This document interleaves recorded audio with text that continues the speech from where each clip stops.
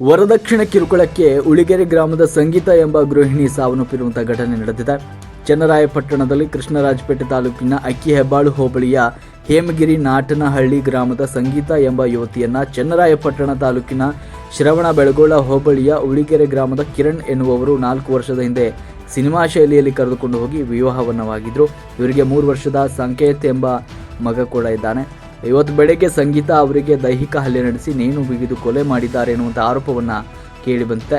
ಕೂಡಲೇ ಆರೋಪಿಗಳನ್ನು ಬಂಧಿಸಿ ಕಠಿಣ ಶಿಕ್ಷಣ ನೀಡಬೇಕು ಅಂತ ಆಗ್ರಹಿಸಿ ಕೆಆರ್ಪೇಟೆ ತಾಲೂಕಿನ ಹೇಮಗಿರಿ ನಾಟನಹಳ್ಳಿ ಗ್ರಾಮಸ್ಥರು ಚನ್ನರಾಯಪಟ್ಟಣ ಸರ್ಕಾರಿ ಆಸ್ಪತ್ರೆಯ ಶವಾಗಾರದ ಮುಂಭಾಗದಲ್ಲಿ ಪ್ರತಿಭಟನೆಯನ್ನು ನಡೆಸಿದ್ದಾರೆ.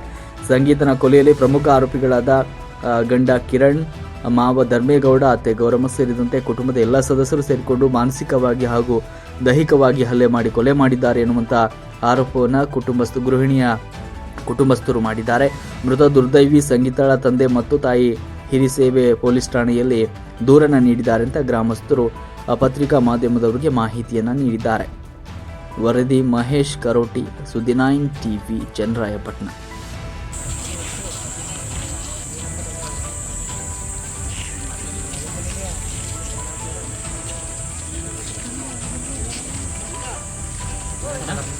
ಏನು ಮಾಡಿದೆ ಮಾಡಿ ಎಲ್ಲ ಮಾಡಿ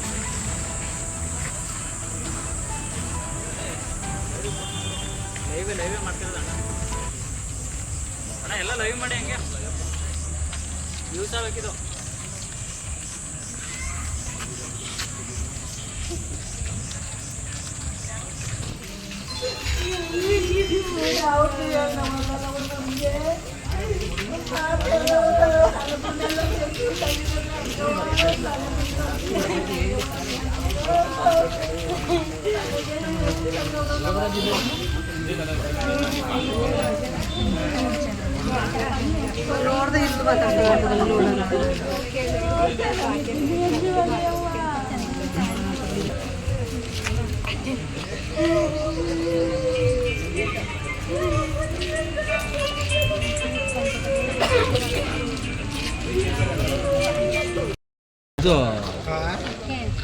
ಭರತ ರೆಡ್ಡಿ ಹಂಗೈತೆ.